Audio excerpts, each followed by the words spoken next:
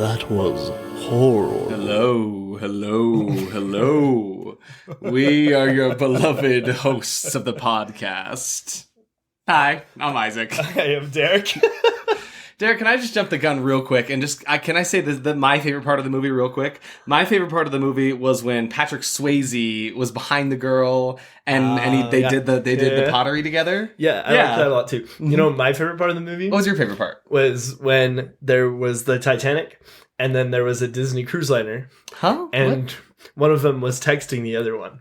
No. And they were texting. I know you're Googling. No, hold on. You're trying to find it. No, listen. They were texting each other. I don't remember there being a Titanic in this movie. That's so funny. Funny. Is that what they were making with the pottery? Was a pottery Titanic? No, listen. So they were texting each other, right? Mm-hmm. And then one of them stopped. Right. And then the other one didn't know what was going on. And I was really shipping them, but they were ghosted. Right, yeah, we said that. We were ghosting each other. We were shipping the ghosts, right? That's what But then they ghosted each other. Derek, I spent $19.99 to buy Patrick Swayze's Ghost on Amazon Prime.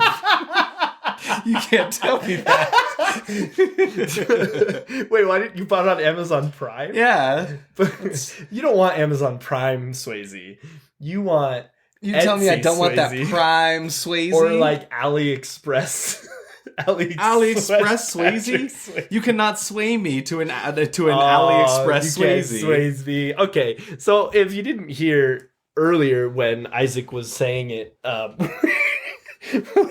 where Derek and Isaac were hosts of That Oh Was my God, Horrorble. Derek, you can buy a Nobody Puts Baby in a Quarter dirty dancing candle.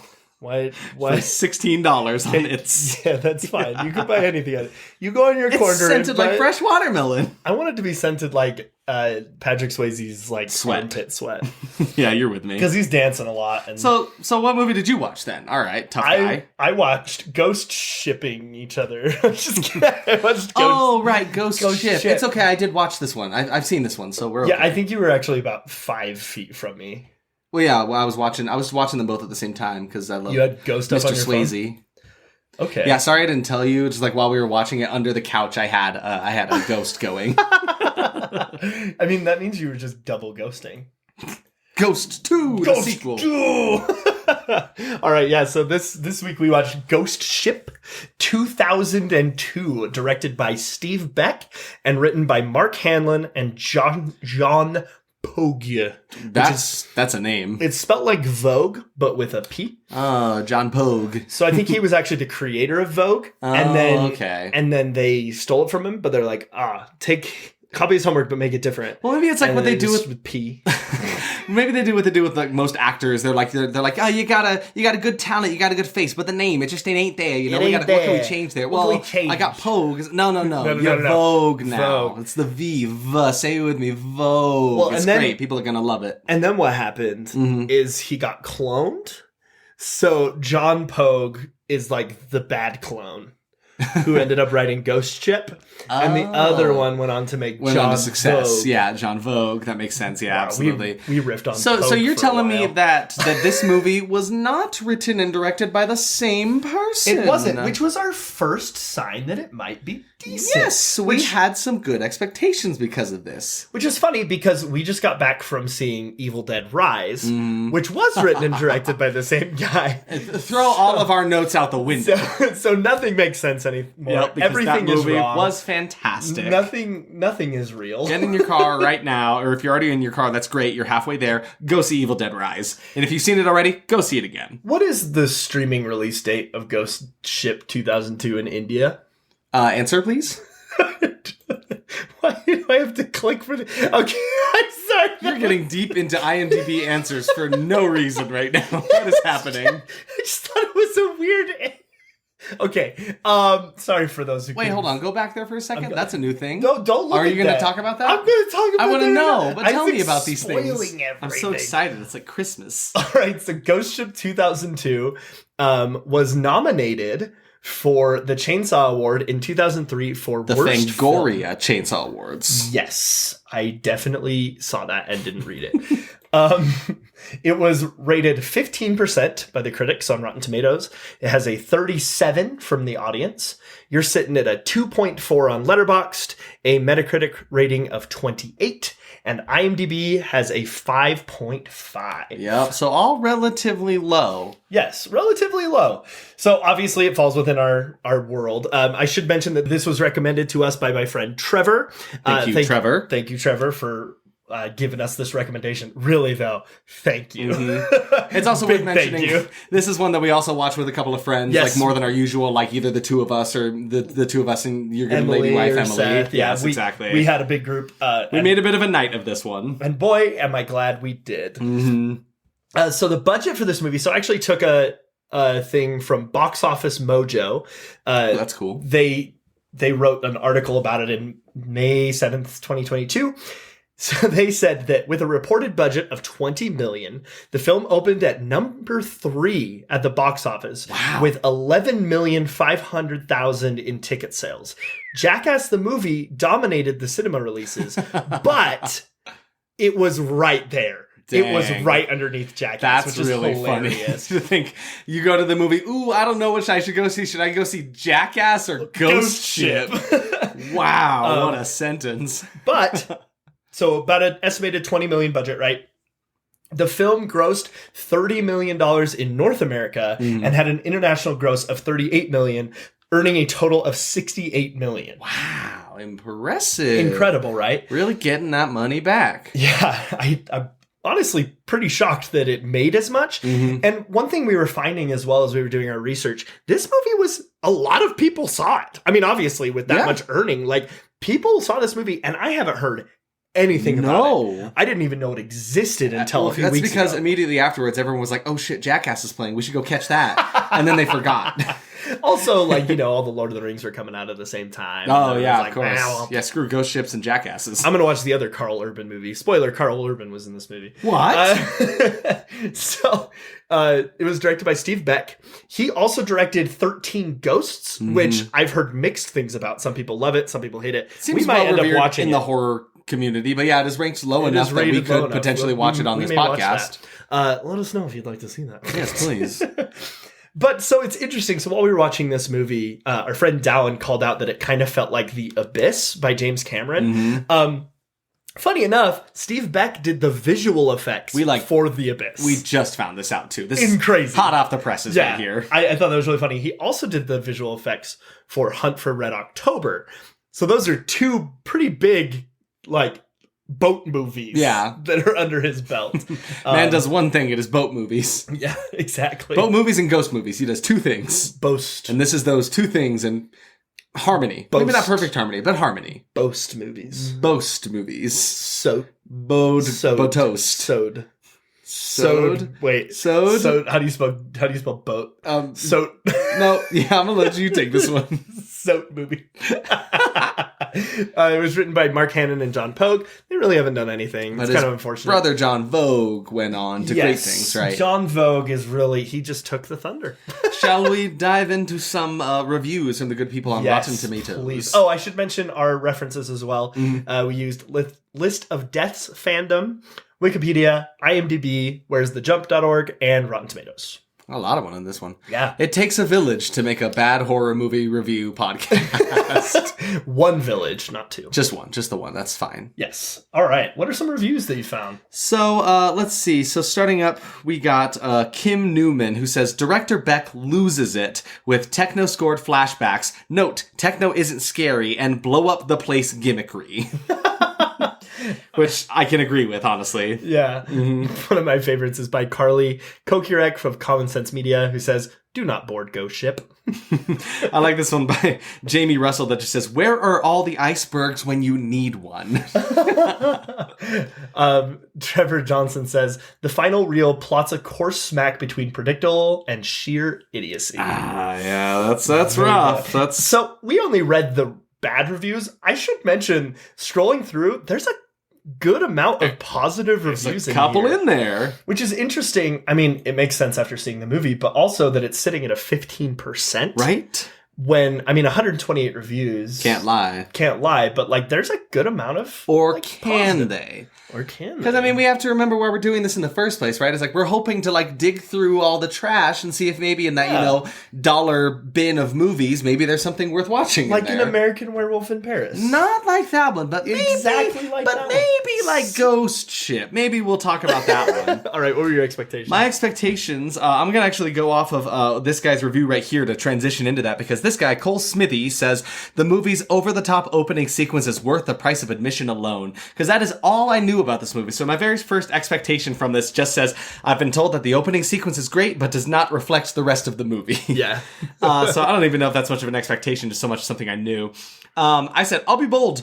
I feel like this one is going to rank fairly high among my ratings of the movies we've watched for this podcast, because like we've watched some stinkers, and there was something about this one through the trailer and through what I've heard about it and what I've kind of seen, because I have actually seen the opening sequence before watching this movie. It was just like, it was on Twitter one day and I watched it because people were talking about it. Yeah, of course. So I'm like, I think this one might be kind of up there, 15% be damned.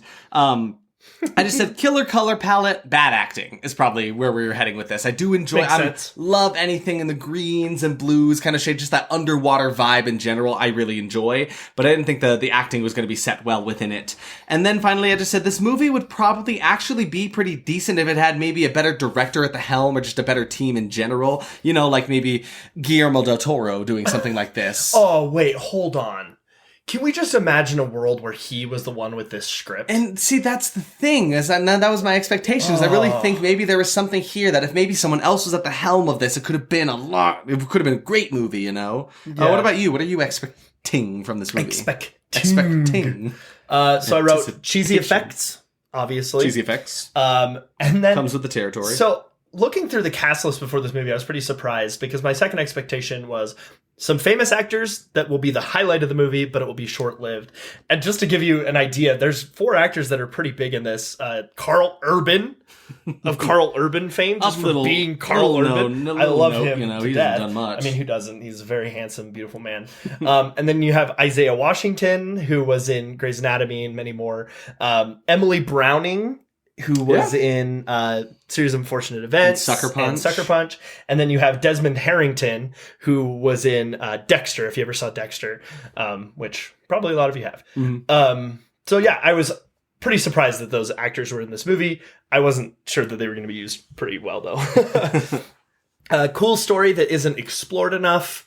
Dumb Ways to Die was my next one. Pretty good.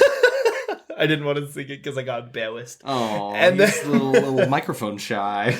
And then Awesome Kills was my adjective for the kills of this Awesome movie. kill. All right, we gotta make like a soundbite to play whenever. Awesome kill. Yep, that's the one. Now just say that every time. Awesome No, there hasn't been. I'm sorry. I'm gonna take my finger off the button now. And awesome. No, there. My button's broken. My button's laughing. Awesome. Oh no. Awesome. I'm glad I didn't just say kill. And now, Patrick Swayze's Ghost Ship. Patrick Swayze is not in this movie. Is not in this movie. Unfortunate. He could have added to this movie. Who knows? So wait. Should we sail into this plot? Let's sail. Come sail away with me and into the plot of Is it Ghost Ship. Patrick Stixey? Okay. So this movie hits us with some insane misdirection because it starts out like happy. The music sounds like a Christmas movie. It even has like this grainy like Warner Brothers logo at the very beginning of it that makes it feel like it's for like some kind of like 1960s like MGM Warner Brothers movie. It was so jarring. We had to check to make sure we were watching the right movie. Yeah. Honestly though, we legit, like not even joking, we thought we actually turned on the wrong movie because there's like this happy, campy kind of music. Yep. And then there's this font that looks like it's from like a White Christmas or something, right? It's like it really did look like the beginning of White Christmas. Cursive font in this like bright pink color. With super happy music, yeah. really fun, jovial time. Didn't make any sense. I'm like, this is a horror movie, right? This is the introduction I've heard so much about. I just looked. This was not a horror comedy either. And I mean, it really isn't. There isn't much comedy about it after this. But the way it introduces itself makes it seem like... The fact that they did that is... I think, more hilarious that it's not a comedy. Really, though? It's kind of genius. It's jarring. Yeah, I actually liked it a lot. It's kind of at war with itself. I know, I literally wrote this font, this music is like equally aggravating and hilarious because I'm like, I was expecting a horror movie, but this is great too. I don't understand what's happening. Before we get into this, I would implore you, maybe we'll tell you to watch this movie in the end, maybe not, but if you don't do anything, maybe pause the podcast, just go onto YouTube. Just go watch this. And watch the opening credits and opening scene. Yeah. It is worth it. It is great. It's like 6 minutes before the movie starts.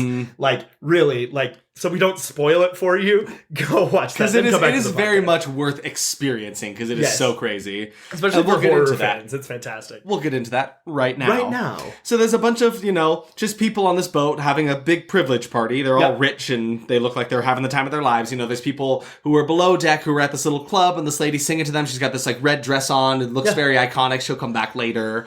And then there's people up on the top deck who are also partying. And then there's just some characters, like some of the waiters that are looking a little shady. Like, at least I was the one who thought this initially. No, I didn't like them. Yeah, there were some establishing shots where they look just kind of shifty. I'm like, something's up here. We meet this sweet little girl who's playing with this little, like, I don't know what this thing is. It's like this little cube puzzle thing that has numbers and letters on it. It looked like Scrabble, but like Scrabble was 3D. Like an abstract Scrabble puzzle. Scrabble. So weird.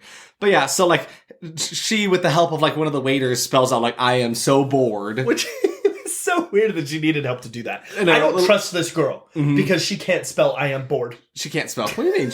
Oh, you mean she can't spell it on her own? Yeah, she needed the help. Then the captain of the ship is like, oh, come on, little girl, let's go have a dance. And then as they are on the dance floor, this big, like, what kind of wire is that? I genuinely don't know. I was going to Google it, but I didn't get around to it. No, it's, I wanted, there is a name for it. It's just like a cable, just some kind of cable on a big cruise line, right? The point is it's very, very strong. Yes, it is like holding up a bunch of lights. There's a big, like, reel of it, and it basically, someone pulls some lever that makes it so the rope, the cable goes taut through the entire crowd of people in like a record scratch moment. It just all the way through all of them in like a quick glance, and it's nuts. It was exactly like in cheesy anime or in like old school like samurai movies where they would like gently move their sword. Yeah, then like open and close it really quick. Yeah, and then something would like slice in half and then slowly fall. Yes, that's exactly it. Because that is exactly what the cable cuts through them and then it's wobbling on the other side of them. It's got this blood dripping from it, and there's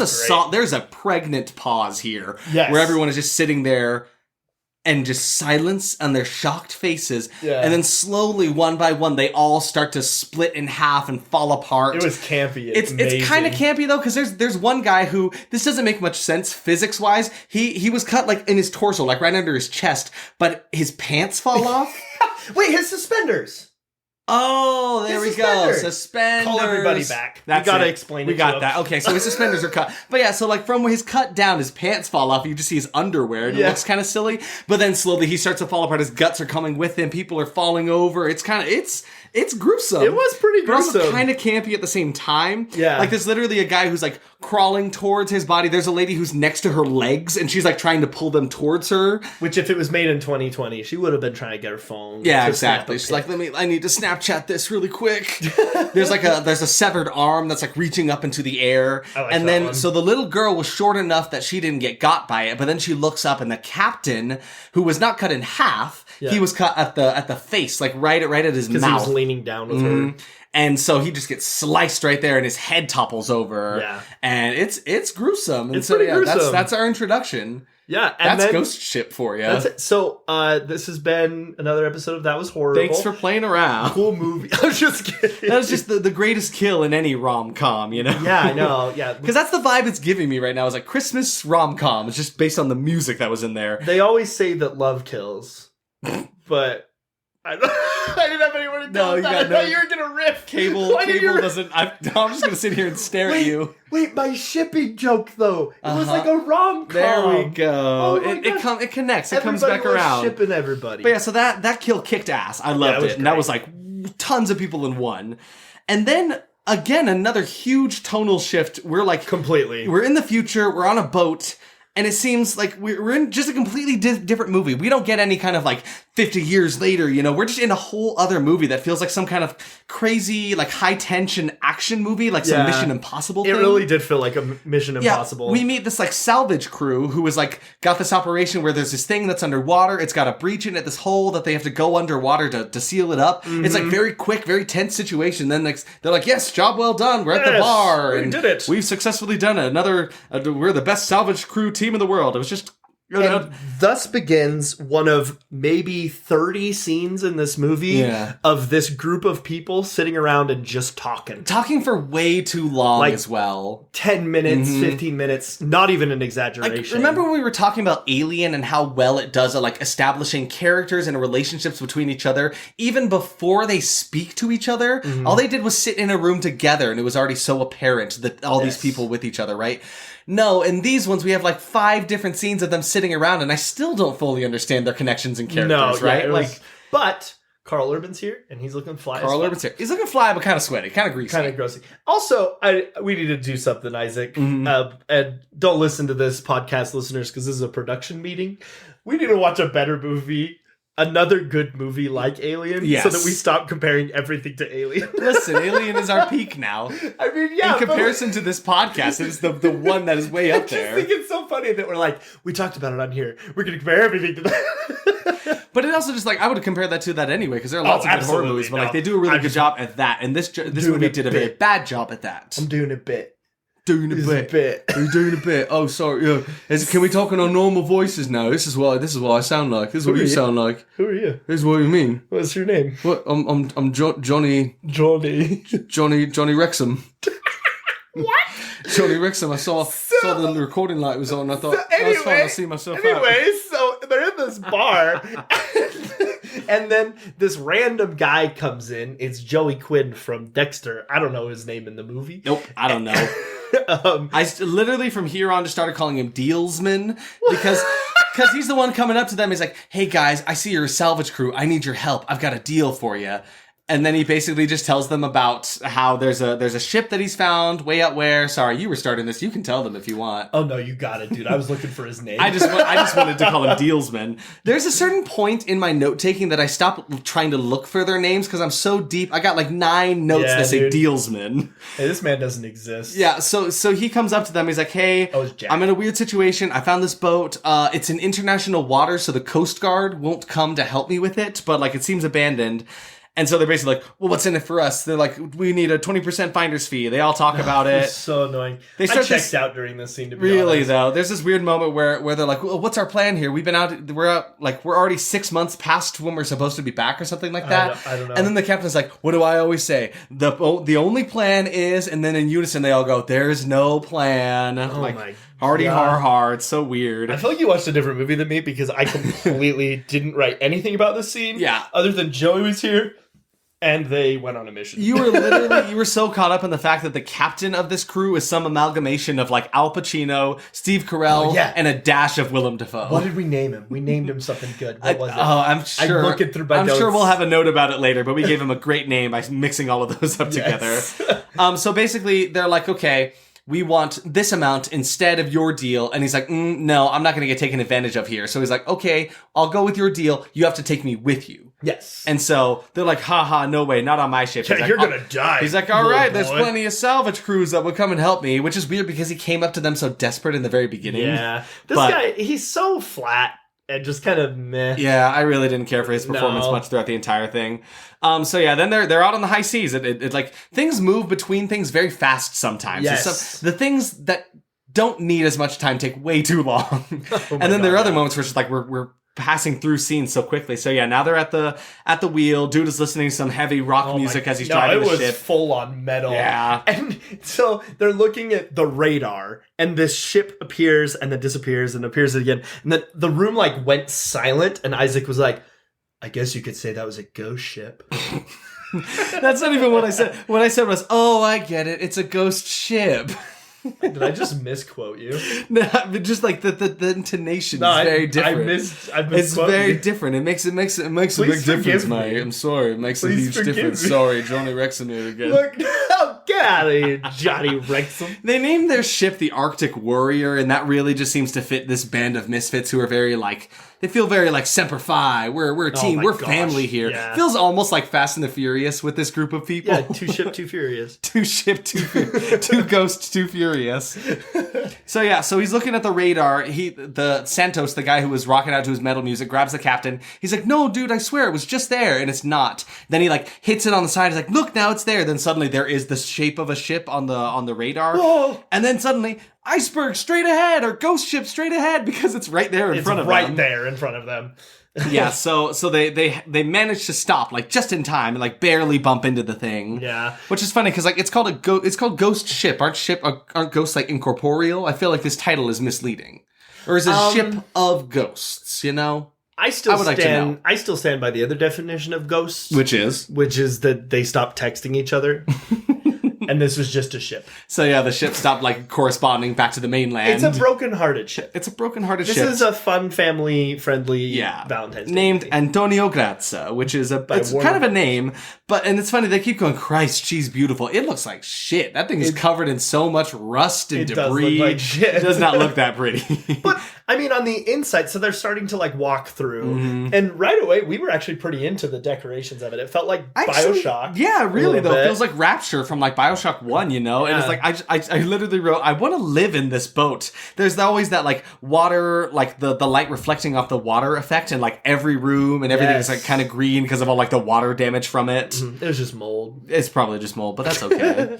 So then as they're walking through, we start noticing little like ghosts playing little tricks on them kind of thing. So as they walk past through some items from the ship, they pass by that weird 3D Scrabble puzzle from earlier that the girl was playing on. My favorite. And it still says, "I am bored." And then some kind of ghostly something changes up the letters. So then it says, "Welcome aboard." But not spelled ABOARD. It's spelled aboard. Like they put A in front of the word bored from "I am so bored." They couldn't be bothered to move the D into the A. No. And I thought it was great. I thought it was so funny. I loved that. See, that's another moment where I'm like, this movie is coming at me a little campy, and I kind of enjoy that. It was great. And I think that's what leads into my enjoyment of this movie a lot, is because I feel like the reason some of the ratings are so low is because I feel like they were taking this movie very seriously. Yes. And I think sometimes it also takes itself too seriously, but I like what I was given, like how it introduced itself to me was a very campy horror movie. Yes, absolutely. So that's kind of what I was trying to meet it there, and I feel like it was a great experience because of that, right? I agree. So anyway, I just found the name. Oh, yes, please. It's Stevem Giacchino. Stevem Giacchino. Because it's Steve Carell. I would like to apologize from like 2 minutes ago when we said we had a great name. It's Al Pacino. Stevem Giacchino. It's a name. It's a name. So they're walking through and they start falling through the floor. There's like one dude who falls through, then another person who tries to grab them, then they start falling through the floor. And as they're trying to rescue them, the only girl on the crew is she looks down and she sees this ghost child, which is the child from the beginning, right? Yeah, which is what the sequel's called. Yeah, and at this point we weren't sure if she was dead, if she had survived or not. So it's like now we see a ghost child, or she looks really good for her age. Yeah. And thus proceeded the next like emergency meeting that they were having. So of course we're just discussing whether or not she was a cannibal or not. Yeah. After Carl Urban fell through the floor, he's like, "Oh, I shit my pants." And I said, "Don't shit your pants. You're so sexy." You're so sexy. No. But yeah, so then there's just another scene where they're like meeting up together and they give us like a bunch of information about the ship that doesn't really ever matter. No, it really talking about doesn't. like their voyage and where they were going. They're like they're like, "Oh, this ship is like bone dry. There's no gas in it." Like, you told us it's been 40 years. Why would there be gas in it? It doesn't make any sense. They're acting like the boat went missing a week ago while simultaneously talking about how it's been 40 years. Right, exactly. And they've mentioned the fact that it's been 40 years a lot.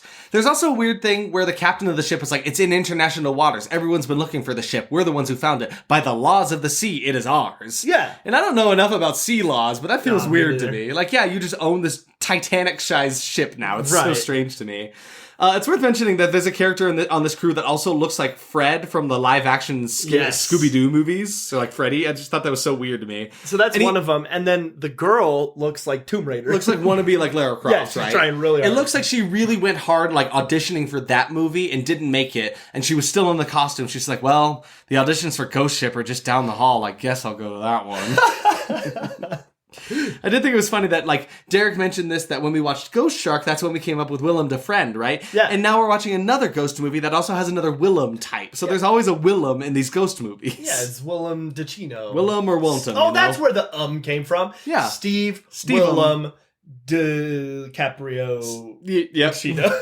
Just kidding.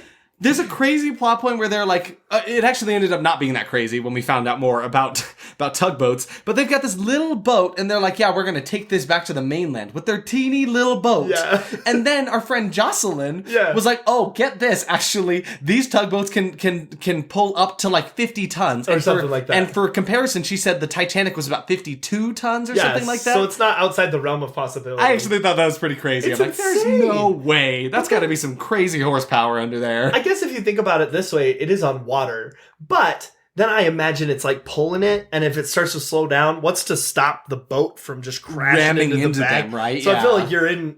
Once you start going, you're in it's, trouble. You're never stopping. No, that's the rest of your life. You're always running from that boat behind you. That boat looks at you and says, hey, is he still behind me? So then, yeah, they're meeting up again. I think the dealsman has the hots for Lara Croft, and it's just kind of obnoxious. I'm like, I don't care about these two enough to try to force this weird romance on the two of them. Like, get it out of here. I don't want it. He's like way too dramatic. He's one of the actors that is like really taking this movie too seriously. He was having all of the his time of his performances are life. just bad. It was at this point Derek was like, this movie isn't giving us a lot to talk about. It really isn't, though. So yeah, to sum it up, basically they found a big breach in the hull, like way down underneath. They say it looks like it's been damaged pretty recently, like within a couple of weeks maybe. Yeah. They have 3 days to fix it. I think it was Dallin that said Chekhov's big hole. Yep. Because they just like come out of the water. She's like, she's got a big hole. She's got a big hole. Yep, that's literally what she says as she comes up. There's also a shot. Oh no, that's later. There's something that one of our friends actually mentioned here that I actually kind of enjoyed that I didn't notice this. The camera is slightly rocking as if we were on a boat. And I actually appreciate, I didn't notice that at all until someone pointed it out. I didn't notice it either. No. And then I actually forgot about it until now. Yeah, again, like it didn't come back. And I think it it was still going throughout the movie, but it's like, it wasn't too much, you know, it wasn't like making us sick because of it. No. And then Dallin goes, that's cinema. That's cinema. That's Spielberg. Really? So then they're trying to go in to fix the car. Lady wants to be Lara Croft so bad. Really bad. She ends up in this pool where there's a bunch of bullet holes in the wall of the pool. Yeah. And then she starts to climb out of the pool. And there's a ghost jump scare. The ghost jump scare. The little girl from earlier appears and scares her down to the bottom. And she hits the ground and like sees all these bullet holes along the side. And then she bleeds somehow, or there's blood on the ground. Because she fell off. But it was weird because it didn't seem like the blood came from her. It was like right under her head. I know, but it didn't but then she wasn't injured the rest of the movie. I mean, I guess that tracks there. But like, no, she literally gets jump scared by the ghost. She falls off the ladder, hits her head on the ground. She lifts her head, and right underneath it is the blood. Where else would it have come from? Well, okay, where else would it come from? Where else did the rest of the blood come from? Because after that happens, blood starts seeping out of every orifice in this Yeah, exactly. pool. So first the pool sucks up the blood, then it spits it out of every bullet hole that's within it. And then you get the worst CGI pool of blood I've ever seen. Yeah, I was very disappointed in that. They walk away too fast to even see this pool of blood, but it's just suddenly full of, terrible CGI pool blood. But it does have a kind of interesting shot where it transitions into the water. Yes. And you get this murky red water that has dead bodies floating in it. And I actually really like the way that looked. It was kind of good. I actually kind of like that. Yeah, the blood just looked pretty bad, though. I did not like that CGI blood. Why didn't they just like add a bunch of food coloring or throw some beets in there? Beets are red. Yeah. Do that. There are ways. You ever get beets on your hand? You ever get like blood? You ever get a bunch of like Kool-Aid packets and just pour them in? Exactly. It's great. It works. They had Kool-Aid later in the movie, which we'll talk about. Why didn't they just use it here? Yeah, exactly. The sets throughout are relatively impressive. Like it doesn't seem like the typical thing that happens in these lower rated horror movies where it's like they made one good set and they just kind of keep repurposing it and like reusing the same things. Yeah. Like every location felt unique to itself. In kind of strange ways, it felt like they never really like. There were certain sets that existed for one scene and then we never saw it again. Yeah, like there's a scene coming up where like the Lara Croft and the dealsmen are walking up to this big hatch door that they have to like turn this big handle, this big lever to open up, and then water sprays out at them. Like 15 dead bodies wash over them in this room. It was kind of crazy, but again, like they never come back to this room and they get locked in there somehow. I think it was kind of a weird instance. But then what is it, like the first mate of the ship, he is now of the Arctic crew, Warrior, yeah, the crew, yeah. He's now in there. He's in the ballroom area where the lady in red was dancing and doing her singing bit, and then we see her. He finds like a cigarette covered in lipstick. Yeah. He's like, this is interesting. Then we get a shot of her like watching him. And he does hear her on his walkie-talkie as well. She's like talking into it. She's like singing to him, right? Because later on he's like, that's the most kind of beautiful like voice I ever siren. heard. She's like pulling him into the room. So yeah, then after Dealsman and Lara Croft find all the dead bodies through the door they came in through was locked and another door opened up, so they had to go a different way, which leads them to a mailroom. Yeah, a little bit, right? That's kind of my new every bit. Episode, everything is not D&D. No, but it is. But it is. You have no idea how many notes I'm taking for my next campaign. Derek has outed himself as a nerd. I've never played D&D. I would never. Just lied. So they come into this room that's got a bunch of mail bags. You can tell because not only is there mail pouring out of them, there's just a big black letters along them. Mail. Yeah, it would have been a federal crime to if they had opened those. But don't worry. It's don't fine. worry, policeman of the world. He did not. He did not, because all of the mail bags just keep like shaking and like quivering like there's something underneath them. So then they move them. They're covering this important crate, and within the important crate, rats, rat patootie. There's a lot of rats in here. Yeah, and they're covering a bunch of gold. You can't just no, it's fine. It's fine. They're covering a So anyway, they're covering a bunch of gold. Oh, so you can go past it at will, huh? No, because it's terrible. They're covering a bunch of gold. They're covering a bunch of gold, which just looks like a bunch of like gold-foiled Toblerones. Yeah, Isaac yelled that. He's like, oh no, they're giving out the world's supply of Toblerones. Really though, because it's like a bunch of gold bars up on their sides, so all you see is like the pointed bits of them. Yeah, it was very funny. So yeah, they're rejoicing, they find a bunch of gold, that's great. And then on her walkie-talkie, Lara Croft starts hearing her name through the radio, like in this ghostly voice. And she's unbothered by this. Yeah, she's unfazed. Well, it's just saying, Maureen. And then the other guy's like, who's Maureen? It's my first name. That's all she says. She's like, it's my first name. That's like, she's like cool with it. She is not bothered by this whatsoever. And it's just very funny. So then she follows like the sounds of this ghostly thing into like this meat, like this freezer, right? Where there's a bunch of like dangling like old carcasses like of like meat, right? That I assume they were serving on the ship kind of thing. They're all covered in like body bags kind of stuff. And I was actually like this the way this scene was set up was actually a little spooky. I kind of like maybe that's because I have a personal fear of like things hanging on meat hooks in a freezer. Like that's kind of eerie to me. That's a weird fear. Just like something about that. You don't feel that? Nothing? Absolutely. I feel like everyone has that fear. Unless you're like a psychopath. You had me worried there for a second. But yeah, so like then I was like, oh, this is actually kind of spooky. And then two of the dead bodies start like shouting at her and chasing her out of the room, and they looked a little too alive. For a second, I got worried. I was like, "Oh, that effect is bad." Really, please though, don't be real. That's what I thought too. It kind of like it robbed itself of what was actually a good spook. Yeah, and then you find out it was Carl Urban and Fred from Scooby Doo. Yeah, so yeah, it was there. They were playing a prank on her. Haha, very funny. I'm honestly glad it ended up being a prank because I really felt like that movie was there. That moment was taken from, you know. Yeah, I agree. But yeah, there's also I just wanted to mention there's one shot right after that where it cuts to like the outside of the ship, but it's from the perspective of the water. And it just looks like someone dropped the camera in the ocean. So, at this point, another emergency meeting. It lasts way too long. It's like it's Among Us. Once again, I checked out, but essentially, they get to the point where they're like, do we want the boat? Do we want to salvage the boat? Or do we want to steal all this gold? And pretty, like, unanimously, they decide they want to take the gold, screw the boat, right? So then it goes out, they're all trying to load up the gold. There's this mechanic dude who we haven't really mentioned yet, but he's like really creepy, and he's trying to fix the boat's engine, I guess. Yeah. He's like... They kind of just sent him off, and I just kind of figured he was doing his own thing. He was literally like we see him talking to a picture frame. We're like, it must be his girl back home, because a couple of them have that situation, right? And then it shows you he's actually talking to a picture of his car. Yeah. That's what he's sweet talking to. Like, I'm going to be back to you soon, baby. Dude. Remember how I made the joke about it being an early Zoom call? It's a Zoom call because the car goes Zoom. No, I made that joke earlier. Derek, it's an early Zoom call. You have dealt me psychic damage now. Oh God. Okay, so anyway, it's really gross because he's like talking to the picture and being all sexual with his car. Yeah, and at this point, it's looking like they've loaded up this gold. They're getting it onto the ship. They're about to get out of here. It's like, okay, job well done. No problems, I guess. And it's at this point that's like, oh, I think ghosts are about to mess some stuff up, man. Yeah, dude. Because he's sitting there, and then a gas tank opens behind him. Yeah, this like tank of propane, right next to him. And then Lara Croft's standing on the deck and watching everyone load things. And all of a sudden, running along the outside rim of the boat is that little girl from earlier. The little ghost girl. No, stop. You don't understand. You don't know what you're doing. No. And then she gets tackled. Yeah, tackled by a ghost man. Yeah, by another ghost. And it's too quick for you to notice. We should have gone back and paused. I would have loved to know who that was.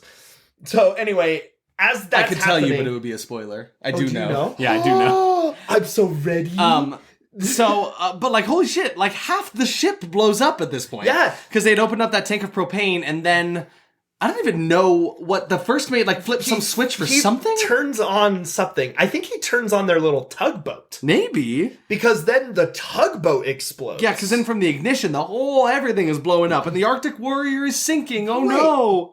Does that mean, I don't know, was he fixing up the Arctic Warrior, or was he fixing up the ghost ship? I have no idea, because it looked like he was fixing up the boat. But it looked like he was in the in the ghost ship, though, still. But there wasn't really any explosion on the ghost ship that much. Are you sure? It, like, started there and then went to the Arctic Warrior. It, like... But that doesn't make any logical sense. None of this does. So it was pretty rough. Okay, I honestly was not expecting this turn of events. I was not prepared for this to happen. It was a bad explosion randomly. Yeah. And then there's this terrible shot of the girl. Like, you laughed at this. Like, I think I was taking a note while this happened. So tell me about the girl falling off of the boat. There's nothing much to say except for she was just like... She heard the explosion, she runs to the edge of the boat, and then all of a sudden she is ragdoll falling to the water. And the water splash was bigger than the explosion. Yeah. I can tell you one thing. Something I did find out in the trivia that I didn't end up putting down at the end is actually that a spoilery character, I would not tell you who, there is someone that actually pushes her off at that point.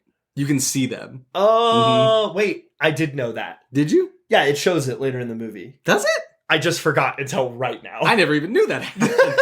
Well, that's fine. At this point, I honestly I'm not understanding why this movie has a 15% on Rotten Tomatoes. Because up until this point, I've had my issues with it, but I'm enjoying myself thus far. I was having a really good time. The only time I was having a bad time was when we were in those emergency meeting situations, which is about to happen. And guess what? We're in another emergency meeting. So they're all getting kind of angry at each other. They're all kind of playing the blame game, like, oh, it's your fault. We should have done this. Yeah. Greer, the first mate, is kind of pissed because he never wanted to do this in the first place. Yeah. And the mechanic is dead. The mechanic is dead now because he blew up, right? Santos is dead. And so they're all getting upset. Greer's like, if we had listened to me, none of this would be happening. The captain isn't even with them because he's feeling so guilty about it. He's like kicking shelves and stuff. Yeah, he's upstairs away from them all. But yeah, basically... They all start fighting with each other. They're kind of upset. And then, whoa, Greer punched Carl Urban. Ah! He gets pissed and just gives him one wild right hook. Which I actually did forget about because it didn't feel like it mattered at all. It just kind of happened. Yeah. But it was at this point, the way that we got through these emergency meetings, which is why if you watch this movie, definitely watch it with friends. Yeah. Because we kind of talked through the emergency meetings. Yeah. Because it's made them much more enjoyable. We decided to call it this because it's definitely an Among Us situation where someone like presses a button, they all gather and have a conversation. Yeah, like, there's an alarm that goes off. But yeah, to get us out of these, there's always some weird transitional shot. Oh my God. Like earlier, there was one where it's like it's coming up out of the water. There's this weird like bubbly effect that was kind cool of idea in concept. Yeah, in concept, but was not executed very well. In this one, there's a weird shot where there's the ghost girl is just dancing by the pool with some shots of like, I don't know, paperwork or something over it. I can't even remember. At this point, Derek and I kind of mentioned, we're like, I'm not getting enough of like this ghost girl story. No, she's not. I wanted to know more, and I wanted to see more too. She was kind of creepy, kind of interesting. I'm like, tell me more about her. I want to know. This is the girl from Sucker Punch and the girl from Secret Life of a Girl Who's an Orphan. Series of Unfortunate Events. That one. Yeah, that's the one. So now we look at, I just wrote sad man drinking alcohol. I can't remember which guy this was. It's the captain. This is the captain? It's the captain, because like earlier in the movie, he found, like, as he was going through the captain's quarters, he finds an old bottle of like some alcohol. And there's two of them drinking alcohol at the same time. So like there's a series of events that happens right now. They're all split up being sad and angry at each other, basically, right? So the one guy is, I don't even know his name, and it's unfortunate that I don't. But he's like the first mate. The first mate is Greer. He's drinking alcohol on like the piano in that ballroom he saw that girl at.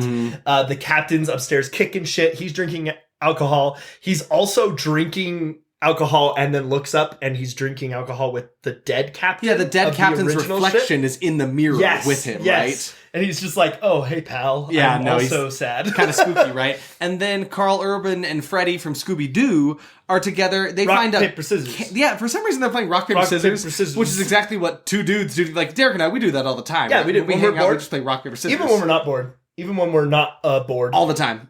We're not aboard. Oh my gosh. So they're together. They find like their food storage, I guess. Yeah. And they crack into this nasty looking can of beans. The can itself looks nasty. The beans look fine for the most part. Carl Urban just starts eating them. Well, it's because they played rock, paper, scissors and he lost. So he had to take a big bite of beans. Which is crazy to me. It's disgusting. Botulism all over the place. Even if they are not expired to hell for 40 years, it's like they're cold beans. Why do you want that? I mean, you guys aren't that starving. I mean, listen, if you've been on Ghost Ship for 3 days or 3 hours. 3 hours. Yeah, anything looks delectable. So yeah, he's eating it and he's like, oh man, my good friend Fred from Scooby-Doo, this tastes really good. It's like really good. He like leans down, gets a piece of bread out of nowhere, starts eating that too. They just start eating it together. Like, wow, this food's really good. Yum, yum. And then I'm going to need you to describe what happens next with that because I actually closed my eyes. They were eating worms. They were eating worms. They were eating worms. It was so disgusting. Because, yeah, they were eating, like, legit, they had a can full of maggots that they were eating. And there's a shot, like a long shot, where Carl Urban has his tongue sticking out. It's got a bunch of maggots falling off of it. Hey, I'm gonna say that I feel nauseated right now, and I felt nauseated then. I don't do good with bugs. I'm gonna say we've seen the capabilities of the CGI in this movie. I do not think that was CGI. That was 100% practical. I think he really had some maggots on his mouth. I used to want to kiss Carl Urban. I take that back. I want to kiss him less now. Yep. I don't want a maggot in my mouth. So yeah, they run away from that scary scene. They basically all have their own encounters with some kind of ghostly entity here. Lara Croft is trying to figure out who the little girl is, and somehow she goes to the ship's records. And within the matter of minutes, it's like, oh, that's the girl. That's the girl. That's the one. And it even shows us traveling on her own. It shows us exactly what she's looking at too. I don't understand how she pieced together that this was the girl's name. She finds out her name is Katie. She was traveling alone. It just didn't make much sense to me how she pieced this together, right? No, it really didn't explain anything. But yeah, so she's trying to find like her room because I guess she also found that information. As she's walking down the hallway, a bunch of doors start shutting all the way down the hallway towards her, which is kind of a neat, spooky scene. It's kind of whatever. Cool. But it does lead her into her bedroom. Yeah, where she starts looking at like all of her drawings that are up on the wall. It's actually like a weirdly like kind of sweet scene where she's just like looking at all of the drawings, right? Yeah. It's like, oh wow, what a cute, like this was a little girl's room. How sad. And then she turns and like, I think it's behind something, but she finds her dead body hanging in there. Yeah, it was really, really so kind of awful, honestly. Kind of terrible, yeah. It's really rough. So I'm like, oh, did this little girl hang herself after the events that she saw? Like, it's kind of terrible. We actually still at this point do not know anything else about like why everyone was killed on the ship. We don't have any more information. Point, no. Yeah, we know that the girl is dead and seems to know stuff, but they're withholding that information from her, right? So now the captain that just saw the reflection of the other captain. He's sitting at a desk drinking. Across the desk is the other captain drinking with him. They're having a conversation. Chit chat. And then it jumps back to the guy who was drinking alcohol at the piano. Yes, Greer, the first mate. Greer. And he's in the scene that like was like the scene they showed the most footage of in the trailer for this one. Yes. So we knew it was coming. Yeah, exactly. So there's literally this effect happening where the room around him is slowly going backwards in time. Like things that fell over are righting themselves again. It's all going backwards in slow motion. And he's in the middle of it and like it was so obvious. The effects are trying, but they're very bad, and his acting does not match. It matches the effects because it's not that great. No, he just looks like dancing around. It looks like they put him in a room with a bunch of green screens. So they're like, all right, now look all around you. Ooh, look, there's a crazy thing happening there. Oh, turn around, it's right behind you. I just imagine the director doing that, like throwing tennis balls or something. Yes. So where he's I imagine it's like that bit with like David Lynch talking to those kids, like, oh yes, could you do this? Could you cry for me? It's beautiful. Cry. So he's sitting, he's like, oh yes, please. Okay, now look behind you. Oh, there goes the spoon. It flew past you. Oh, that'd be that chair's rebuilding itself right there. That's so beautiful. Oh, you've never seen. No, it's too happy. Be more sad, more scared.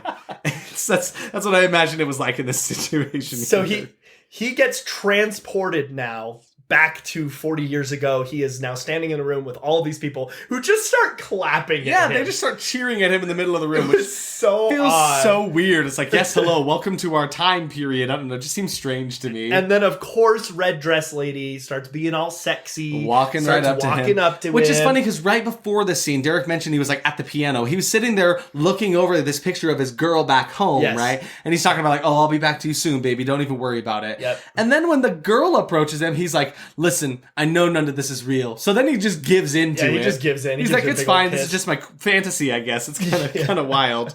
Meanwhile, we cut back to the little girl because when Lara Croft found her body, the ghost girl appears to her, and we basically get a little bit of her lore about how, like, she had parents that had moved out to New York, and so she was on the ship to go meet them, right? Yeah. She on her dead body, she had like a little locket that had pictures of them within it, right? Mm-hmm. And this little girl is just typecast as an orphan. Like, everything she's ever done feels or is just an orphan character. It really does, yeah. So the Lara Croft is like, oh, you should have this locket. Then she tries to hand it to her. Of course, it goes right through her hand because she's a ghost. Then she puts on the locket for some reason. Yeah, then she just starts wearing it, which feels kind of... It felt weird. Yeah, I don't know. Maybe she was just trying to be like Titanic. Yeah. And have the locket. So then we're back to Greer, the first mate with the girl, and then she's slowly unzipping this red dress as she's walking away from him. Why? And then, I don't know. And then all of a sudden, like another scene happens. I think it's the captain talking to the other captain. Then it comes back, and she's just got her boobs out. Yep, she's just like walking around the corner, like kind of just trying to lead him somewhere away from her.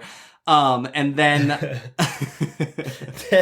then you get this scene where she leads him somewhere. She's standing there all topless. He's like taking off his clothes. He's like slowly stripping as he's pursuing her, as she's leading him away from the room. And then he walks up to her naked body, tries to put his hands around her. She's incorporeal. You can't ghost boobs. It only leads to death. You can't ghost boop.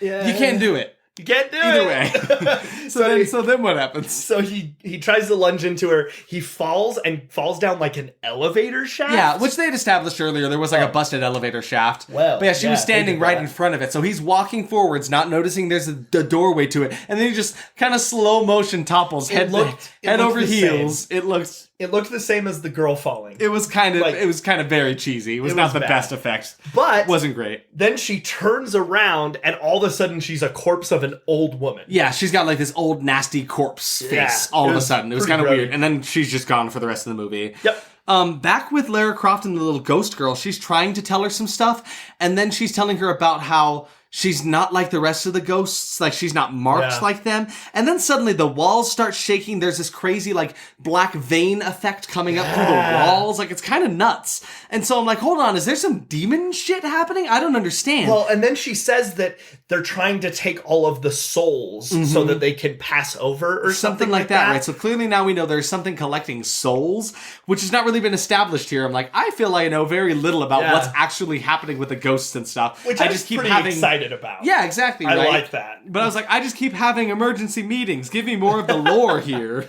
So now you get this pretty cool scene where the captain is leaving and he sees the corpse of the mechanic who comes back and starts chasing him through the halls. But it's honestly one of the better scenes in the movie. He's like walking at him and taunting him, and then he like keeps appearing in front of him. One time he's like sitting down on the side. He's just messing with him a ton. It's really cool. And then he starts going crazy, the captain does, and he's trying to kill the mechanic. And then you see that it's actually the Tomb Raider girl, Lara Croft, who's being attacked by the captain. So we see that from her perspective. See, I was kind of one of those. I think it was a similar thing in like Leprechaun, right, where the captain was attacking all of them because he thought there was someone else. Oh yeah, I guess he was just brainwashed to think otherwise. But like, still, he's attacking. That's a trope we've seen in many movies. He's attacking what he thinks is Santos, but it's actually Lara Croft, who is like at this point they've kind of established that they got a bit of like a father-daughter kind of relationship between them. They're not actually related, but that's like their relationship with each other. So it's kind of hard for her to fight him, but he is clearly coming for her throat. He is trying to kill her for sure. Is. So they throw him into a fish tank. The other guys come, they pull him off of her, and then they have like a little aquarium tank that is in the middle of that ballroom. Yeah, it's empty, but they throw him in there. And it's unfortunate because right before this, he found out that through the other captain, he found out they had rescued a sinking ship. And he was like, were there any survivors that came off of that ship? And he said, only one. And then he hands him a picture of who this person was. was. Yes. And then it cuts away, and then he starts to attack people, so we don't find out who he thinks is the person. There was actually a moment for a second I thought, is it the little girl? Is it her fault? That's what I was thinking, too. It's kind of seemed like that's where it was leading us. So I'm like, I don't know. This girl seems innocent. So then... After all of this, I think there's another meeting scene, and I hate how they do this. It's so weird. They meet, and then there's a sequence where I can't even remember, but they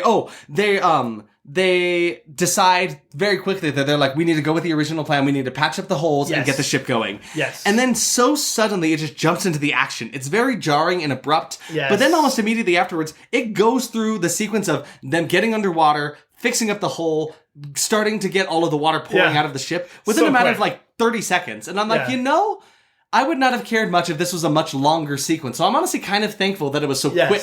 I did too. Like, again, it kind of jumped. It felt like a whole genre shift where like there was intense music playing and the shots were done in such a way where it felt so action thriller kind of thing. So that kind of bothered me for a second, but then I was like, I actually kind of enjoy this because I didn't care about any of this sequence, right? Yeah, me neither. So now they're all split up again because they're off fixing different parts of the ship. Yeah. Tomb Raider gets approached by the girl again, and all of a sudden she's like, I need you to understand or whatever, and she pokes into her shoulder and kind of like takes her back in time. But before this happens, she's led to Greer's dead body. Oh, right. Because they didn't know he was dead at this point. Yes. They're like he's still lost. So yeah, she finds him at the bottom of the elevator shaft. There were like some metal rods or like rebar or something that were impaled on him, which was kind of neat. But he had his picture of his girlfriend like right next to him, like in front of his hand. I was like, that's cheesy. A little much, kind of cheesy. And she just blandly goes, oh my god. Oh my god. She's not, like her and Dealsman are some of the weaker actors in this movie. But yeah, then you're right. Then Ghost Hero just comes up and like reaches into her chest, just like touches her for a second. It's pretty cool. And suddenly they're back in time. This and then scene. Whoa. There's a lot that happens in the scene because we're like probably an hour into the movie now. Oh, easy. Without any of this information. So they just dump it on us. Yeah, so it takes her back to that fateful day 40 years ago when everybody died. And it starts showing you the different ways people are dying. So it shows there's a lot more death than I thought. Yes. Because for some reason I thought all of them had died in that one cable death, but that didn't make sense because that was up deck. There were people below. Ship, yeah, there's tons and tons of people here. So it shows them putting rat poison into the soups. It shows walking through halls where people are getting their necks sliced. Yeah. And these are all like the workers of the ship, right? Yes. So we were thinking it was some sort of situation where it's like the upper class being some like killed class by the uprising, right? Lower Where class. they were sick of being underneath them, so they're like, oh yeah, we're going to take all of you guys. So yeah, they're slicing necks, they're poisoning them with rat poison, which was actually, there was a shot earlier where it showed rodent poison. I didn't think it was going to become important. Well, actually, so all of these things get presented to us in some way throughout the movie. Yeah, exactly. Like you see rat poison, you see there's like a sink with a razor blade in bloody, it, like covered straight in razor blood. in it. So yeah, they show us all these things. You're Yeah. right. And then also that shows us them shooting up a bunch of people at the pool, which is how the pool had all the bullet holes in the wall, right? Even though they were shooting above the pool and the bullets were in the pool, but whatever. Yeah, exactly. Physics-wise, that probably wouldn't work the same way. All of this was super cool, really great.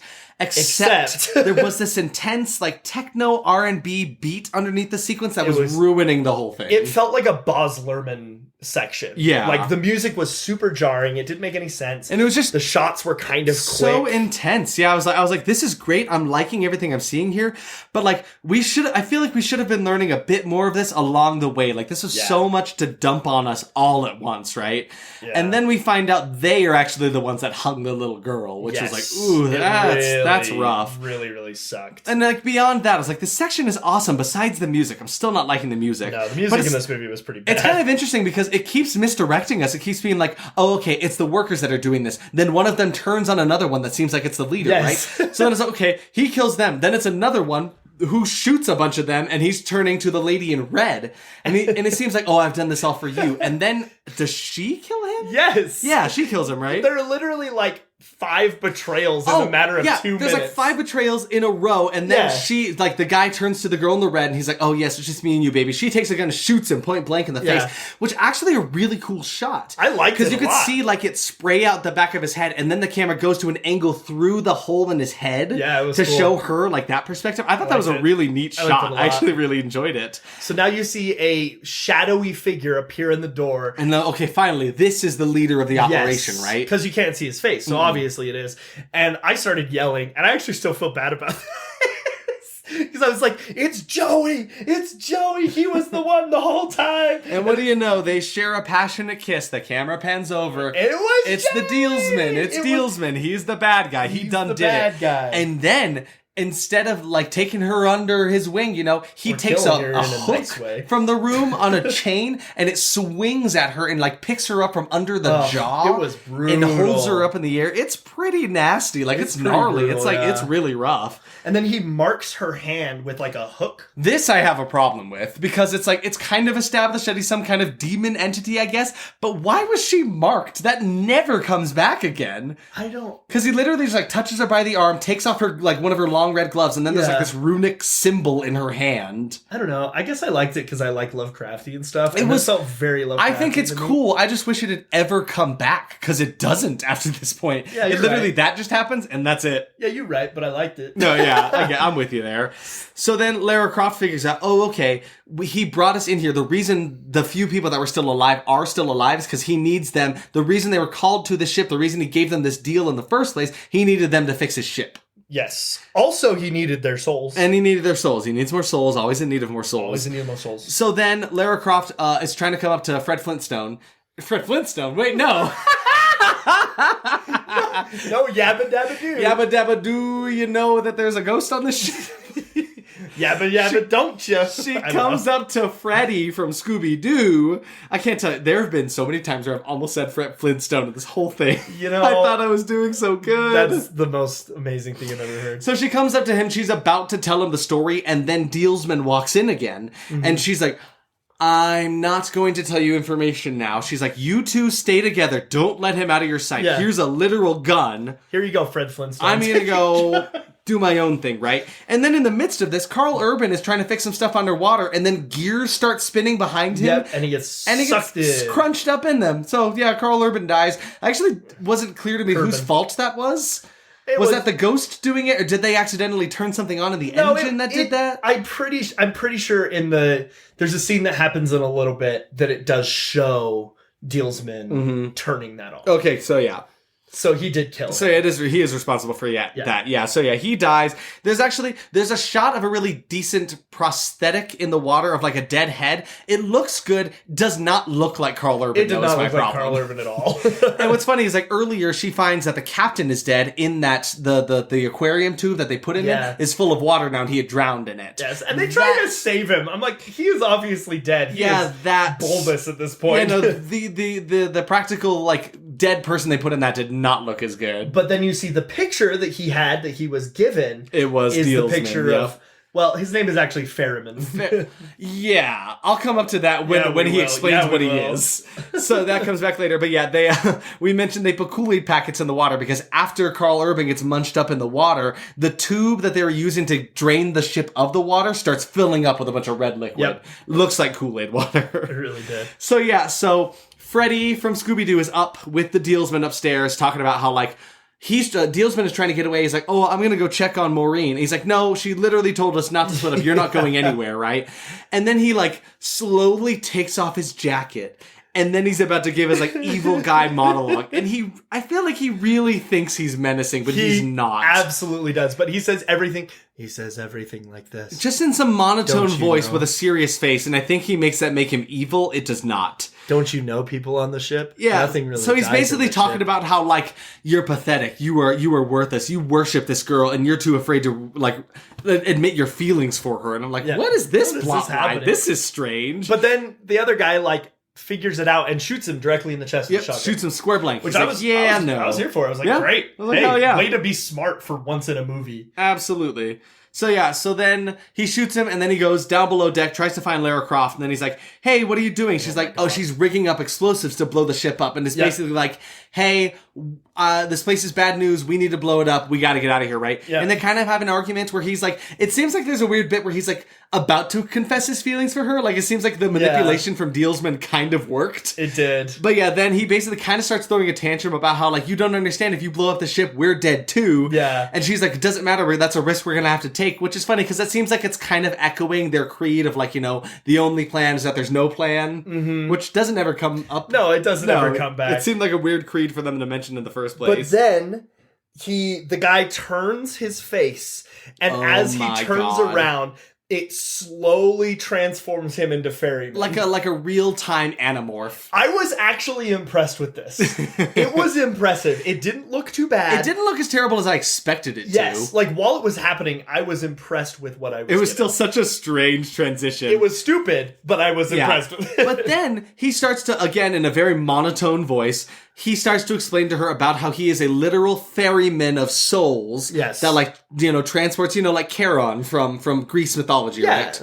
And so he's the ferryman. His last name is literally Ferryman. Yes. So Ferriman. The ferryman. So Ferryman, freaking funny. The ferryman. I love that. That is so much. So stupid. I hated that. I'm like, no, you couldn't I have come love up it. with anything more original. It's a good thing I called him Dealsman the whole time. Otherwise, I probably could have clocked that, But I would have loved some more diving into this.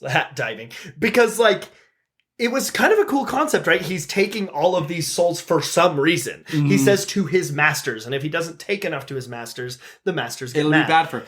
But again, there's not enough of this in the movie for me. I enjoy the concept a lot, but they don't use enough of it to make it useful. And they give it to us all right at the end, like a big plot reveal. Yeah, this movie is really backloaded. It is front-loaded and backloaded, for sure. I don't even think there's a middle. No, just a bunch of emergency meetings. But it also kind of implies that he's done this before, like brought people onto the boat. Because they, like, find a watch at the beginning of the movie that's, so, he seems to have brought a couple people onto the ship, maybe. But we never find out. But at the very least, we know he did that to the last ship that was sinking that he was rescued from, right? Yes. So that's like, that last ship sunk, now he's onto the next ship, he'll keep doing it, it's a cycle of things, getting as many souls as possible. Absolutely. So yeah, then they start to fight in the water, she finds a harpoon gun under there, just conveniently located there. And then he's like, what are you going to do? You're going to shoot me? Because clearly that's not going to work. Then she shoots the trigger that she dropped way over in the distance, right? Yep. And then what happens, Derek?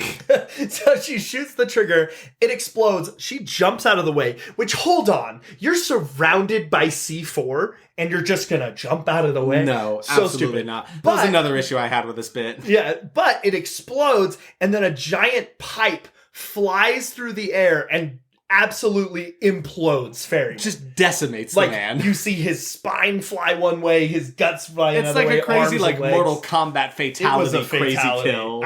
We actually rewinded it and watched it again because it was just so because funny. I was writing notes as it happened and I like half saw it. The entire room just went, whoa! I was like, okay, hold on. So clearly I missed something crazy right here. So yeah, somehow she survived that explosion, which literally impossible. Like she was fine. Wrecks the entire ship. Like the whole thing is now sinking. She didn't even have any burns on her. No, she was completely fine. So she starts trying to swim out, and then like we notice all of the souls from the ship, all these ghosts are starting to swim up out of the water. Oh my goodness. The ship is at like a full Titanic tilt now, and then everyone in the room starts busting up laughing. This whole sequence was incredible. Because Maureen, Lara Croft girl, is swimming up out of the water, and then we get a shot of Katie, the ghost girl, her ghost swimming in the water right above her, and it cannot be taken seriously. No. She looks like a Muppet. I don't know why, but she did not look right in this scene. There is glowing all this blue color. There is no way for us to adequately explain to you the hilarity of this situation. Again, I'm gonna say, if you don't watch this movie, go look up the ending sequence. Go watch the opening and the ending. Yes. That's all you need. It's all you need, because the ghosts flying up was hilarious. And then you get this Hercules style, like River of Death style. It was actually beautiful. It was gorgeous. As the ship is sinking into the water at this 90-degree angle at this point, there is this swirling vortex around it going up into the heavens of all the souls. Yeah. And it was actually kind of beautiful. I kind of loved it. But we were laughing so hard because it was just so wacky. It was so random, so campy. Wacky, so campy, beautiful. And like the effects of it were not fantastic, but it was so enjoyable to watch. Yeah, it was great. Derek and I like almost in tandem go, I hope there's enough room for both of them on that crate that she's on. She gets on a crate just like at the end of Titanic. Yeah, exactly. There was only the one of her, but it was just funny that we both almost made that joke at the same time. Made eye contact and said it. It's really funny. So now she's just like floating on this one crate going through the water, and then it's just the same shot of her in the water cutting over itself and fading into multiple times. I was convinced it was literally the same shot. It was shown 4 times in a row. She didn't move. She didn't move at all. And then it shows her what is appearing to be a couple days later. Yeah, she gets rescued by a big boat, another Titanic type. that rescues her from the water. We were making the jokes that it was actually the Titanic as a ghost that was picking her up. And Dallin, of course, says, 2 ghosts, 2 ship. 2 ghosts, 2 ship. But like, wouldn't that be a great ending? She gets picked up by the ship. She thinks it's safe. Then the camera pans out. Then you see the front of it. It just says Titanic. Like that'd be wonderful. Loved that. I would have loved that ending. Instead, we see a shot of her getting into an ambulance. They're putting her on the gurney. You know, she's getting up in it. And then she sees they're loading onto the ship the crates of the gold. Which at this point I think are cursed somehow a little bit. And then the last person in the line of people loading up the gold, it's Ferriman. It's Dealsman Ferriman. And he looks into it and there it is. They're shutting the ambulance doors on her as he like looks at her. She's like, no! And then it's end. It's the end. And that's it. Wowee. What a time. Ghost to Ship. 2 Ghost to Ship. 2 Ghost to Ship. So in Ghost Ship 2002, we had a whopping 12 jump scares. I asked the room if they remembered any of those. I sure don't. I remembered 1. Nope. I remembered 2, maybe 3. I looked through them and I was like, okay, I guess those are jump scares. But 12? Ugh. So to talk about the death count here is very interesting. Yep. Because, so on screen, you get about 20 kills. Okay? But as a whole, someone went through and estimated it based on the boat, based on how many people you see die in that sequence. There are 1,117 deaths in this movie. Yep. Which is insane. And it's just hilarious to me that someone went through and did the math on all of that. Because, you have to imagine an entire ship of people. Yeah, and all of them died. That technically counts. This is certainly our hiest kill count of any movie that we've watched. And apparently in that sequence where everyone gets their heads chopped off and cut in half, there are 80 people in that scene. Someone went through and counted. No, I have to say, most of them didn't get their heads cut off. Only one of them did. I bet actually, and I think I might have it in my trivia. I'll just mention it here. They actually were originally all going to get decapitated just by the head. That's gruesome. But they thought it was going to be too gruesome. That's why everyone was cut from the torso. It was definitely more comedic to have them cut by the... It would have been... It would have been a lot to have them all get head cut off. So yeah, what were your expectations?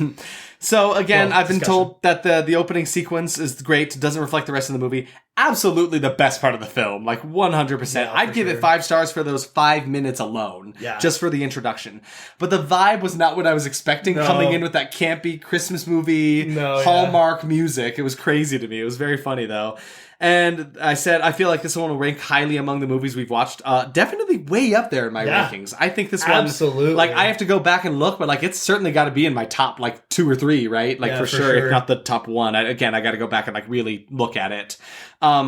Killer color palette, bad acting, just very bland acting, honestly, and questionable script writing at times. But for the most part, I was not incredibly bothered by the acting. It's just like the middle portion of this movie was quite dull and boring. And so, like we said, very front-loaded, very back-loaded. For sure. The middle is quite skippable, in all honesty, besides any of the plot points that could be... I don't know. This movie could be a half hour, is what we're saying. Honestly, though.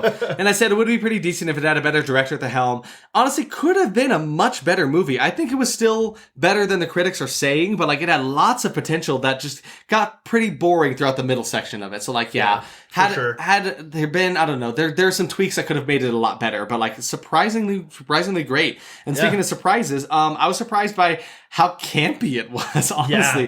From the crazy misdirection of the introduction to the strange jokes throughout, it was just like campy fun to the, welcome aboard was very funny to me. Oh my gosh, yeah. I was just surprised I sincerely enjoyed my time watching this movie.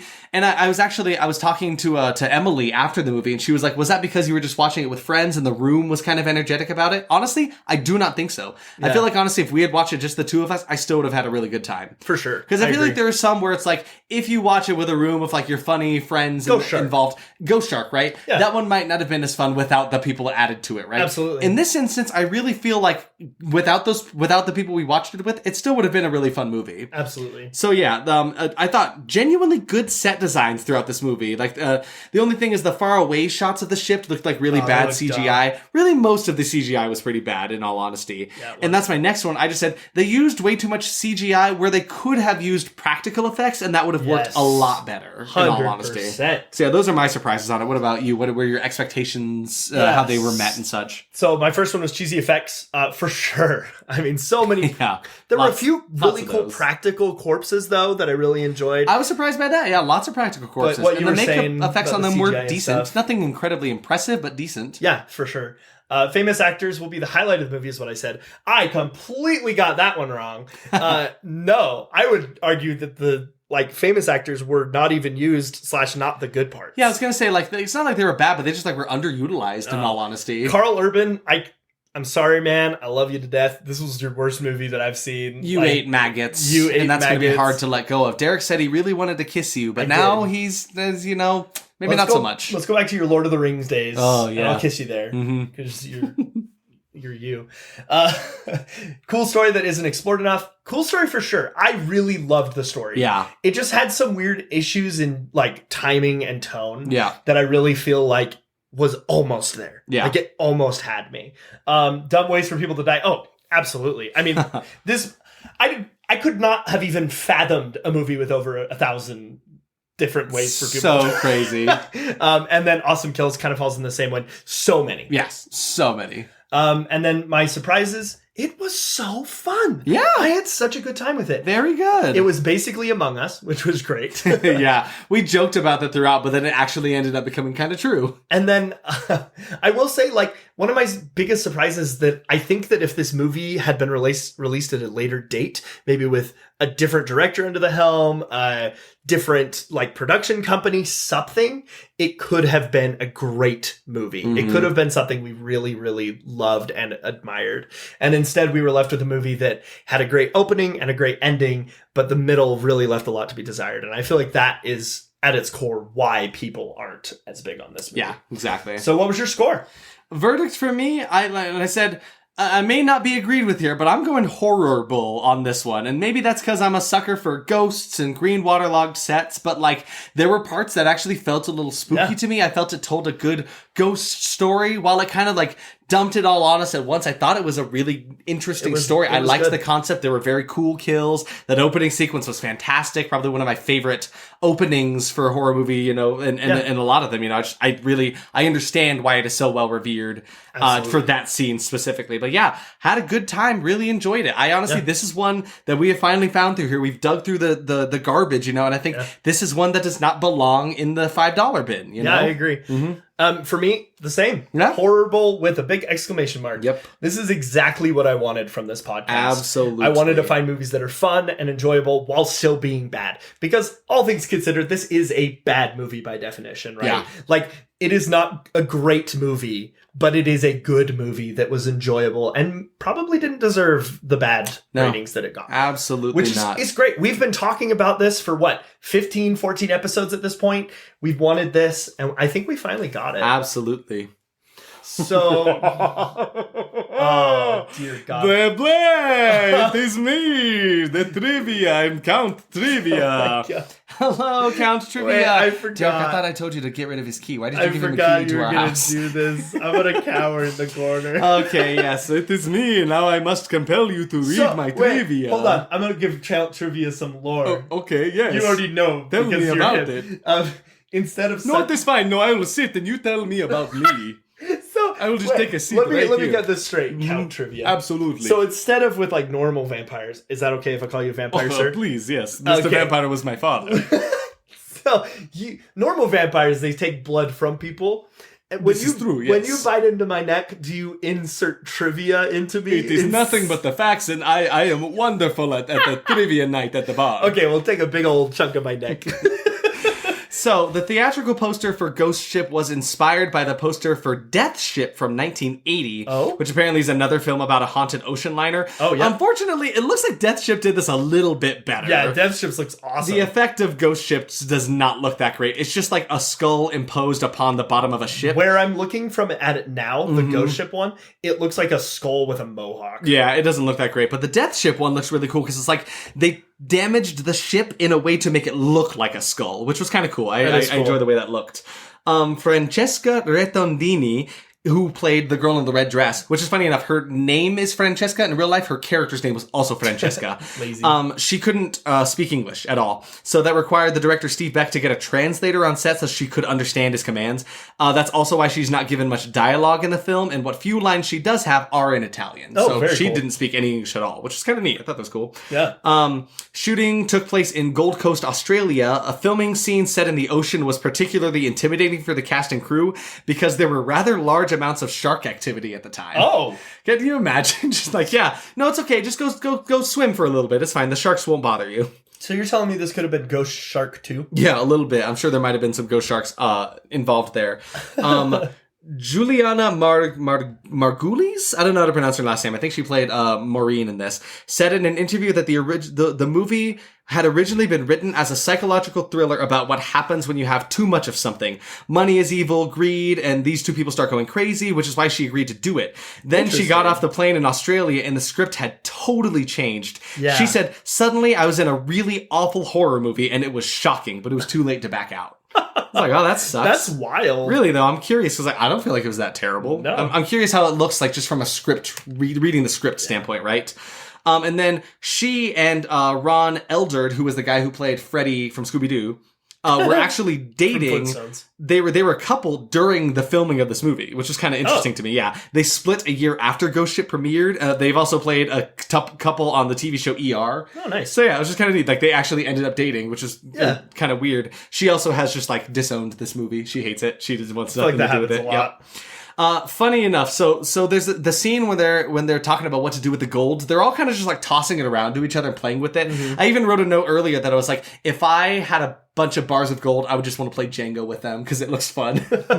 A standard gold bar weighs 27.5 pounds. So it's unlikely that anyone on the crew would be able to pick up one with one hand so easily or wave them around. And two people would not be able to pick up a box full of bars like they do in the film. The boxes would weigh like 250 to 300 pounds at that point. Like, there's no way. That's hilarious. Emily Browning, who played the orphan type, the little ghost girl, she was present to watch the special effects makeup process of the severed torsos for the opening scene to ensure that she was not traumatized. Wow. Yeah, so they were like, we want you to see that it's all makeup, it's all fake effects, you know. That's so really cool. That's really cute. Like, way to take care of her. I worry about that. Yeah. We've been talking about that a lot after seeing Evil Dead Rise. Exactly, because Evil Dead Rise, the little girl on that goes through some shit. Yeah, spoilers, but not really spoilers. In Mythbusters, Season 4, Episode 20... 420. That's funny. I love Mythbusters. Killer Cable Snaps is the name of the episode. Wait a minute, hold on. Adam Savage and Jamie Heineman proved that a cable could not, in fact, cut a person in half, let alone an entire deck full of people. Oddly enough, while their experiment was clearly based on this movie, they did not specify the title, which was kind of unusual on their show. Yeah, that is weird. Yeah, kind of funny though, right? Maybe it's because it wasn't a great movie. Maybe that's why. That's so cool, though. Yeah, right. Kind of neat that they actually, but yeah, so not possible. Myth busted. The opening floor deck sequence of the film, where everyone is severed in the torso area by a cable, was originally conceived so that everyone was decapitated, but the studio didn't like that idea. They thought it was too horrific, so that's what I mentioned earlier. That's awesome. I didn't write this in my trivia, but it's worth mentioning. I didn't write it because I didn't seem to agree with this. A lot of the trivia about this movie says it was kind of pitched as like The Shining, but on a ship. Really? Yeah, and apparently I think it's Alien, but really though, it's kind of weird. But like, apparently, a lot of people are trying to like connect it to The Shining, and apparently, earlier versions of the script kind of reflected that a little bit better. That's why the scene where the dude tries to grope the ghost and he dies, she turns around, she's got that dead old lady face, kind of something similar to The Shining. Well, and you have one guy who's like kind of crazy, who's doing stuff. Yeah. But other than that, kind of cabin fever stuff, it's not that much like The Shining. No. And I feel like it hurts the movie to try to compare the two, because nowhere near each other. If I would have gone into this movie thinking it was like The Shining, I would have had much different expectations. Exactly. And I probably wouldn't have enjoyed it as much. Glad I didn't there. Yeah. And I'm done with the trivia. Thank you so much. You have finished my trivia. Until next time, boys. I wish that the world could see the way you look at me when you do that voice. Toodaloo. It's terrifying. I mean, when he's here. Why do we keep letting him in here? I hate it so much. What are we watching next week, Isaac? Next week, it was my choice, and I was suggested... I can't even remember who. I think... I don't want to say. I don't remember who suggested this movie to me. Find out, and we'll say at the beginning. We'll give him a shout out next time around. But yeah, we're going to watch Idle Hands from 1999, which is sitting at a 15% on Rotten Tomatoes. We're going horror comedy on this one. Yeah. But reading through the synopsis of it, seems horror enough. Seems pretty fun. Sweet. It's got Seth Green in it. It's going to be a good time. Sounds pretty freaking good. Oh, I hear it. What do you hear? I hear "Come Sail Away" by Styx.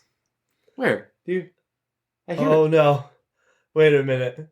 I'm on a boat and I'm sailing away. Oh, bye. Farewell, Derek. Au revoir. Goodbye.